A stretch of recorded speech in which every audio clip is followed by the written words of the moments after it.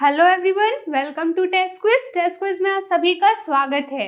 आज की क्लास में हम धातु एवं धातु कर्म वाला जो हमारा चैप्टर चल रहा था, लास्ट की क्लास में हम उसे ही जो हम देख रहे थे उसे ही हम कंटिन्यू करने वाले हैं। लास्ट की क्लास में हम लोगों ने धातु कर्म का पूरा एक फ्लो चार्ट बनाया था और समझा था कि धातु कर्म में कौन कौन से प्रोसेस होते हैं। पहले सांद्रण होगा, ठीक है, फिर धातु का निष्कर्षण होगा, देन आफ्टर धातु का शोधन होगा, ठीक है, प्योरिफिकेशन ऑफ मेटल होगा। क्लियर। आज की क्लास में हम देखने वाले हैं लोहे का धातु कर्म, ठीक है, मेटलर्जी ऑफ आयरन। क्लियर। तो मेटलर्जी ऑफ आयरन, अब पहले समझते हैं कि लोहा आप देखेंगे तो हमारे जो ऐतिहासिक काल है, प्राग ऐतिहासिक काल है, जब से हमारा इतिहास चल रहा है, ठीक है, तो लोहा एक बहुत ही इम्पॉर्टेंट मेटल रहा है, बहुत ही मुख्य धातु रहा है, ठीक है। लौह युगीन एक काल भी हमारे यहाँ से जा चुका है, जिसमें हमने बहुत सारे लोहे से, बहुत सारी धातु, लोहे की धातु से बहुत सारे औजार बनाए, ठीक है। जितने भी आदिवासी लोग थे, ठीक है, हमारे जो पूर्वज थे,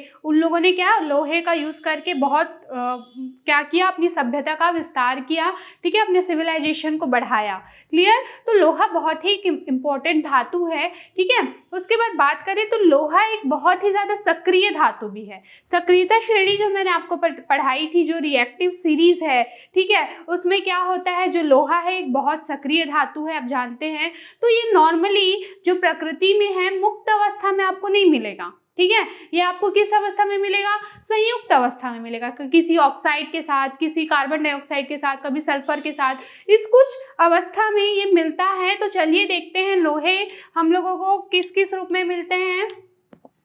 तो Fe2O3, क्या आप इसका नाम बता सकते हैं? हाँ जी, इसका नाम है हेमेटाइट, ठीक है।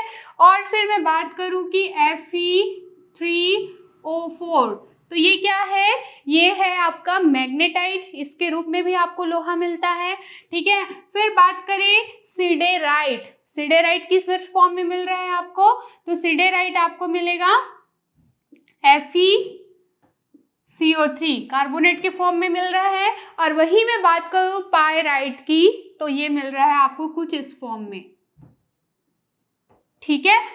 इस तरह से हम देख रहे हैं कि जो लोहे का धातु कर्म है, ठीक है, तो इसमें हम लोहा देख रहे हैं कि लोहा हम लोगों को कौन कौन से अयस्कों के रूप में प्राप्त होता है। तो हमें मिल रहा है हेमेटाइट, ये है आपका मैग्नेटाइट, ये है आपका सिडेराइट और ये है पायराइट। क्लियर।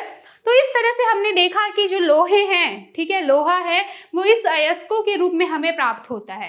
अब ये जो अयस्क हैं, तो हमें तो शुद्ध लोहा चाहिए ना, तो शुद्ध लोहे के लिए हमें लोहे का धातु कर्म करना होगा, उसका मेटलर्जी प्रोसेस करना पड़ेगा, ठीक है। तो लोहे का, इसके लिए जैसा कि आपको पता है कि धातु कर्म का प्रोसेस कहाँ से स्टार्ट होता है, सांद्रण से स्टार्ट होता है। तो हमें सबसे पहले करना होगा अयस्कों का सांद्रण, ठीक है। जो भी आपके पास लौह अयस्क आपको मिला हुआ है, आपको अयस्क का सांद्रण करना है। आप कौन सी विधि से इसका हेमेटाइट अयस्क का सांद्रण करेंगे, तो हम यूज करेंगे यहाँ पर गुरुत्वीय पृथक्करण विधि, ठीक है। तो हम क्या करेंगे, अयस्क का सांद्रण करेंगे, और वो भी यहाँ पे मैं लिख देती हूँ सांद्रण, ठीक है। किसका सांद्रण, तो अयस्क का सांद्रण किस मेथड से, गुरुत्वीय पृथक्करण विधि, जिसे में हम कहते हैं ग्रेविटी सेपरेशन मेथड, ठीक है। ये तो हो गया अयस्क का सांद्रण। अयस्क के सांद्रण के बाद हमें इसका करना होगा भर्जन।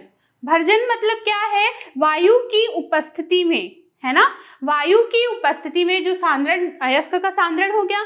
अब वायु की उपस्थिति में हमें उसके गलनांक से, उसके मेल्टिंग पॉइंट से उसको कम ताप पर हमें उसे गर्म करना है।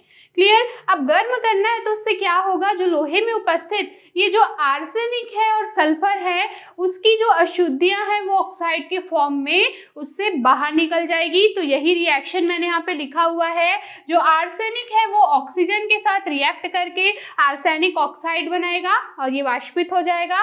और उसी तरह से जो ये सल्फर और ऑक्सीजन का रिएक्शन होगा और सल्फर डाइऑक्साइड के फॉर्म में ये जो गैस है वो क्या होगा, वो बाहर हो जाएगा। क्लियर।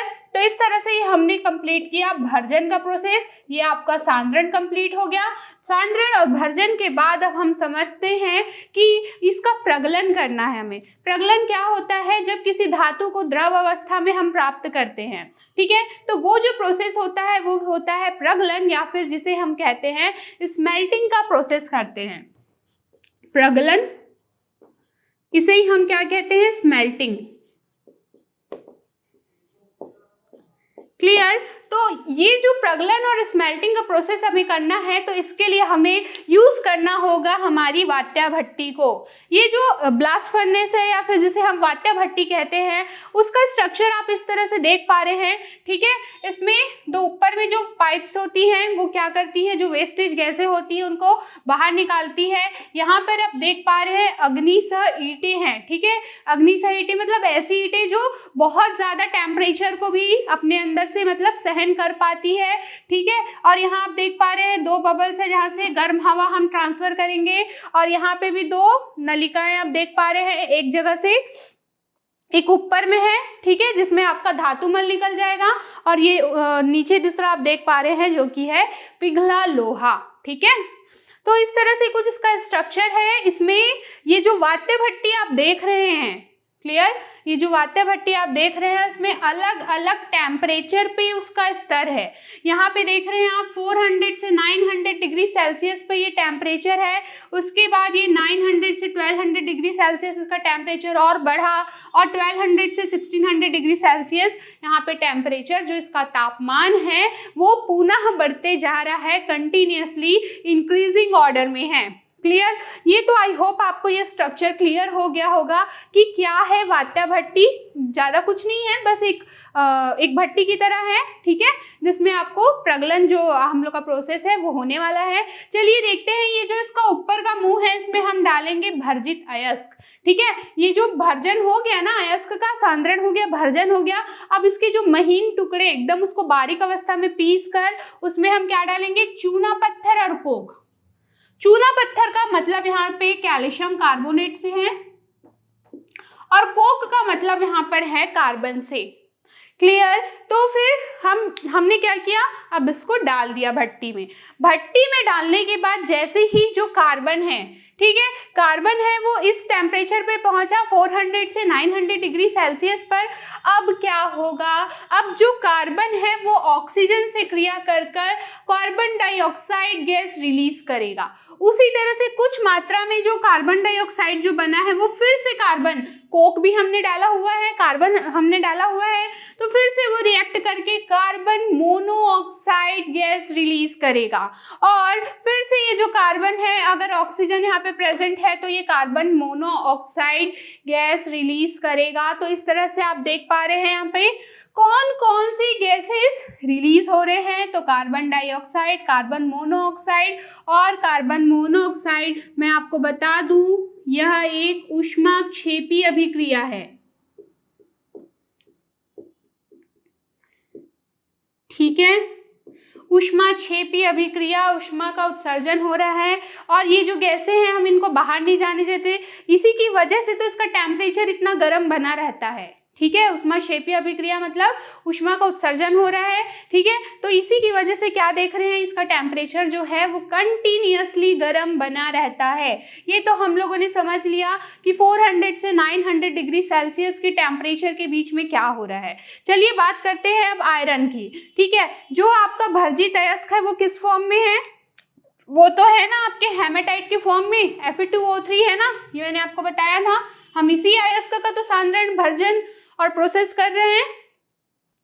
तो ये जो Fe2O3 है, यहाँ से मिला जो हमको कार्बन डाइऑक्साइड, ठीक है, कार्बन मोनोऑक्साइड जो गैस है वो रिलीज हो रहा है। तो ये क्या करेगा, ये आयरन, और ये फिर से यहाँ पे कार्बन डाइऑक्साइड गैस को यहाँ से अलग करेगा, और इस तरह से आप देख पा रहे हैं कि हमें क्या मिल रहा है, आयरन मिल रहा है, ठीक है, बहुत हाई टेम्परेचर पे। और वही बात करें जो Fe2O3 है, हेमेटाइट अयस्क है, उसको आप उसमें उपस्थित जो कार्बन है ना, कोक भी ऊपर से डाला हुआ है, अगर वो कार्बन से मतलब उससे रिएक्ट करेगा तो भी यहाँ पे आपको लोहा और कार्बन मोनोऑक्साइड मिल रहा है।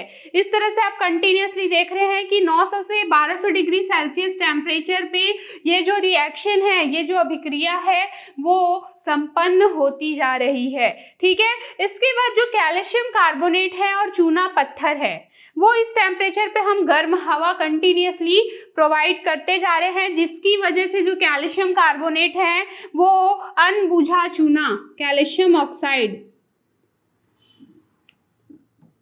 अनबुझा चूना और जो आपका कार्बन डाइऑक्साइड है ना, उस फॉर्म में क्या हो रहा है, टूट रहा है। ये एक ऊष्माशोषी अभिक्रिया है। क्लियर। इसके बाद जो कैल्शियम ऑक्साइड आपको मिला, अनबुझा चूना, तो जो आपका लोहा है उसमें रेत की कुछ अशुद्धियां हैं। रेत की अशुद्धियां किस फॉर्म में है, तो वो है सिलिका ऑक्साइड के फॉर्म में। तो ये इसके साथ रिएक्ट करके क्या बनाता है, कैल्शियम सिलिकेट बनाता है और ये क्या है, एक धातुमल है। ठीक है, तो ये धातुमल का स्तर है। यहाँ पर इस प्रोसेस में जो आयरन जो पिघल रहा था, ठीक है, जो आयरन हमें प्राप्त हुआ था वो इतने हाई टेम्परेचर में ऑब्वियस सी बात है कि वो पिघली हुई अवस्था में प्राप्त होगा। तो हमें दो स्तर से देख रहे हैं, यहाँ पर से आपको पिघला लोहा मिल जाएगा और ये जो अशुद्धि है ना, ये जो कैल्शियम ऑक्साइड है ये गालक की तरह कार्य करता है। ये क्या करता है, गालक मतलब ऐसा पदार्थ जो अशुद्धियों को दूर करने का काम करता है। तो कैल्शियम ऑक्साइड एक ऐसा ही गालक है जो अशुद्धि, जो आयरन में उपस्थित है सिलिका ऑक्साइड, उस अशुद्धि को दूर करने का काम कर रहा है। ठीक है, तो ये क्या है, यहाँ पे एक गालक की तरह काम कर रहा है। और यहाँ पर आप देखेंगे कि आपको कैल्शियम सिलिकेट यहाँ पर मिल जाएगा, धातुमल पिघला हुआ, और यहाँ पर मिल जाएगा आयरन। इस तरह से इस पूरे प्रोसेस को फॉलो करके आप प्राप्त कर सकते हैं। ठीक है, आप ऑब्टेन कर सकते हैं लोहे को। क्लियर। तो इस तरह से जो मिला हुआ लोहा रहता है, ठीक है, उसे हम क्या कहते हैं, पिग आयरन कहते हैं। क्लियर। और इसी तरह से आयरन जिसमें कार्बन की मात्रा, ठीक है, अलग अलग डिफरेंट होती है। ठीक है, तो ऐसा लोहा, ठीक है, ऐसा लोहा जिसमें आयरन की मात्रा, कच्चा लोहा, इसको हम क्या कहते हैं, कार्बन की काफी मात्रा मिली हुई रहती है, इसे ही हम क्या कहते हैं, कच्चा लोहा या पिग आयरन। ठीक है, हम लिख देंगे यहाँ पर कच्चा लोहा, या फिर मैं इसे ही क्या कह रही हूँ, पिग आयरन हम इसे कह रहे हैं। क्लियर। और इसी तरह से लोहे के और भी प्रकार होते हैं जिसमें कार्बन की अलग अलग मात्रा के आधार पर उसे नाम दिया है, जैसे कि ढलवा लोहा, पिटवा लोहा, कास्ट आयरन और रॉट आयरन। क्लियर। तो इस तरह से हमने लोहे का जो धातु कर्म है वो कंप्लीट किया। ठीक है, अब जो नेक्स्ट टॉपिक है वो आप देख पा रहे हैं छत्तीसगढ़ में धातु शिल्प का। तो छत्तीसगढ़ में लौह शिल्प भी आप जानते हैं, बस्तर एरिया में लौह शिल्प बहुत ही ज़्यादा फेमस है। उसी तरह से बात करें हम ढलवा शिल्प की, तो ढलवा शिल्प में क्या करते हैं, जो मोम होता है ना, मोम में हम क्या देते हैं, किसी भी देवी देवताओं या बर्तन या फिर कुछ सजाने की सजावटी वस्तु, उसका आकार देते हैं। ठीक है, फिर उसमें मिट्टी डालकर उस मिट्टी को हम पकाते हैं। पकाने के बाद वो जो स्ट्रक्चर है वो टाइट हो गया, फिर उसमें हम पिघले हुए पीतल को या फिर आपको जो भी है, ढलवा शिल्प में तो हम पीतल का ही यूज़ करते हैं, इसे बेल मेटल कहते हैं। ठीक है, तो जो पिघला हुआ पीतल है उसमें हम कुछ इस तरह से डालते हैं और वो उसका शेप ले लेता है। क्लियर। तो ये है धातु, है ना, धातु शिल्प हम जो देखते हैं छत्तीसगढ़ में। कुछ क्वेश्चंस आपके बुक में दिए हुए हैं, चलिए डिस्कस करते हैं उसको। वात्य भट्टी में तापक्रम उच्च बनाए रखने हेतु कौन सी अभिक्रियाएं सहायक होती है, तो मैंने आपको बताया था कि ये जो ऊष्माक्षेपी अभिक्रिया है ना, ये जो ऊष्माक्षेपी अभिक्रिया है ये वात्य भट्टी में जो तापमान है उसको उच्चतम बनाए हुए रखती है। लोहे की निष्कर्षण हेतु वात्य भट्टी में गालक के रूप में कौन से पदार्थ का उपयोग किया जाता है। अगर आपने ये पूरी क्लास अच्छे से देखी है तो यहाँ आपको क्लियरली दिख रहा है, गालक वो पदार्थ होते हैं जो अशुद्धियों को दूर करने का काम करते हैं। और यहाँ पर गालक के रूप में कैल्शियम ऑक्साइड या फिर हम कहें अनबुझा चूना, है ना, किस ग्रुप में काम कर रहा है, ये काम कर रहा है गालक के रूप में।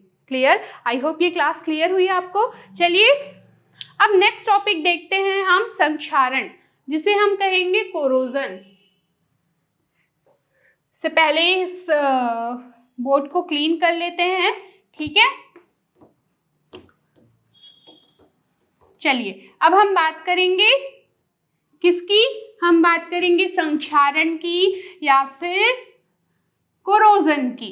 क्लियर? आपने सुना होगा संक्षारण या कोरोजन के बारे में। तो क्या होता है संक्षारण या फिर कोरोजन? क्या होता है संक्षारण? संक्षारण या फिर हम कहें कोरोजन। क्लियर? चलिए तो क्या होता है संक्षारण या कोरोजन? जो जिंक है, एल्यूमिनियम है ना, जिंक, एल्यूमिनियम, ये लोग क्या करते हैं, जो ऑक्सीजन है ना, वायु में उपस्थित जो ऑक्सीजन है उससे बहुत जल्दी रिएक्ट कर जाते हैं, है ना, और इनके ऊपर एक परत जम जाती है जिसे हम संक्षारण कहते हैं। और लोहे का ऑक्सीजन प्लस जल से क्रिया करता है, वो क्रिया करता है तो क्या बनता है उससे? उसका ऑक्साइड बन जाता है। क्रिया करना ही क्या कहलाता है? जंग लगना। आम भाषा में संक्षारण को हम जंग लगना कहते हैं, जंग लगना या फिर संक्षारण, ठीक है। लोहे का ऑक्सीजन प्लस जल से क्रिया करना ही जंग लगना या फिर संक्षारण कहलाता है।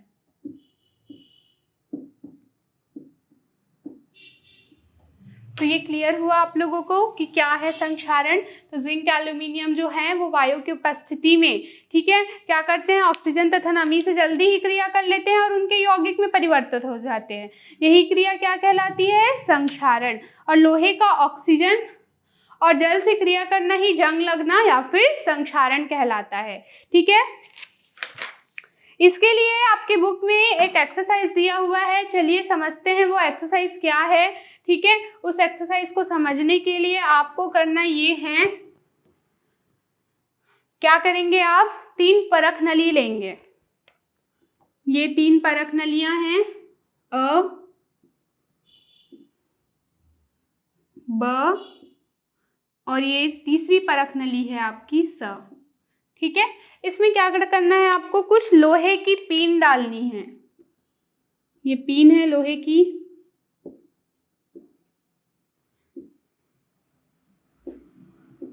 कील बोल सकते हैं, सॉरी,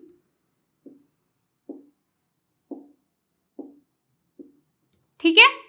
इस तरह से हमने तीनों में ही लोहे की कील ले ली है।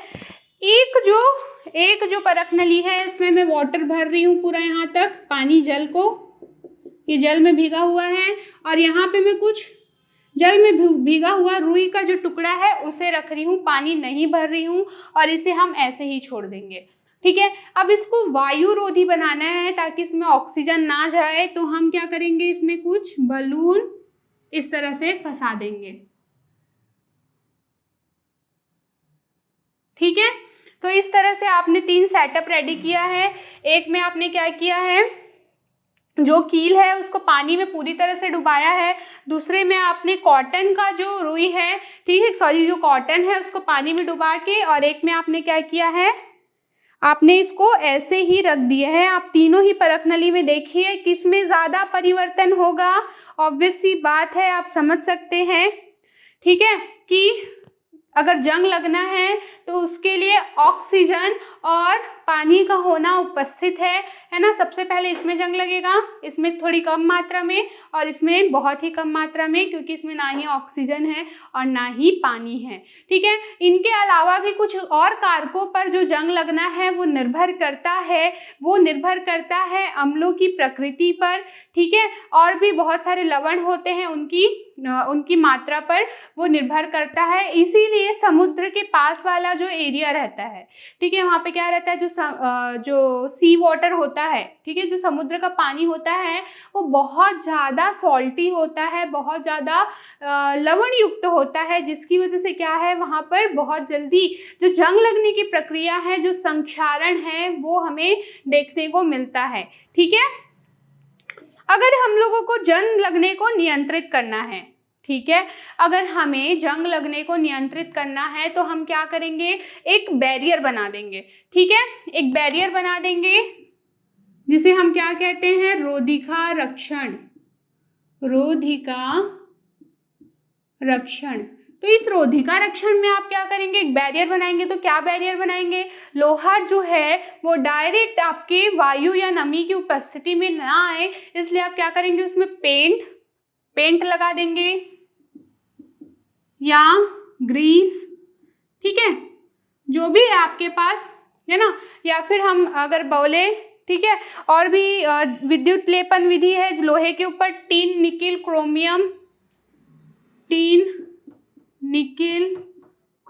ये क्या है, एक विद्युत लेपन विधि है।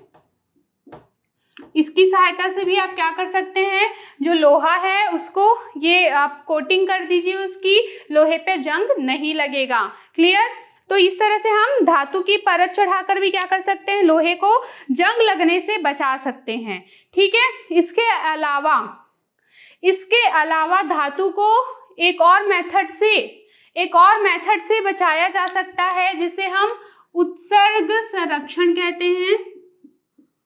उत्सर्ग रक्षण या संरक्षण, आप जो भी बोले, ठीक है।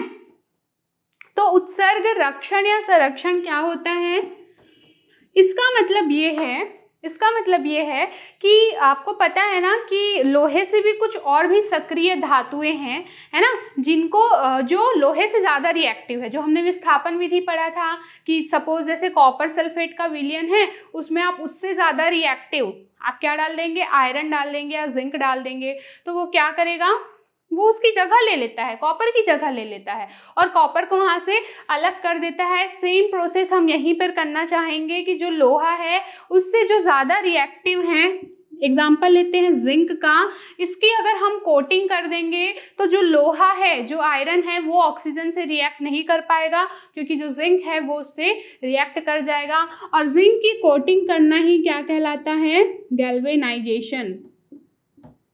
इस प्रोसेस को ही हम क्या कहते हैं, इस प्रोसेस को हम कहते हैं गैल्वेनाइजेशन का प्रोसेस। ठीक है, जो जिंक है वो लोहे से ज़्यादा क्रियाशील है, इसलिए वह ज़्यादा आसानी से ऑक्सीजन से क्रिया करता है तथा मोटी परत जिंक ऑक्साइड बनाता है। ठीक है, तो इस तरह से कभी कभी हम लोहे को अन्य धातु के साथ मिलाकर, है ना, लोहे को हम क्या करेंगे, किसी अन्य धातु के साथ मिलाकर मिश्र धातु बना देते हैं। ठीक है, जिसकी वजह से भी क्या है, जो लोहा है वो जंग लगने से बच जाता है। तो आज की क्लास में हमने देखा कि लोहे का धातु कर्म कैसे करते हैं, संक्षारण का प्रोसेस क्या है, संक्षारण से हम कैसे बचते हैं। नेक्स्ट क्लास में मिलते हैं आपसे, तब तक के लिए stay home, stay safe, thank you.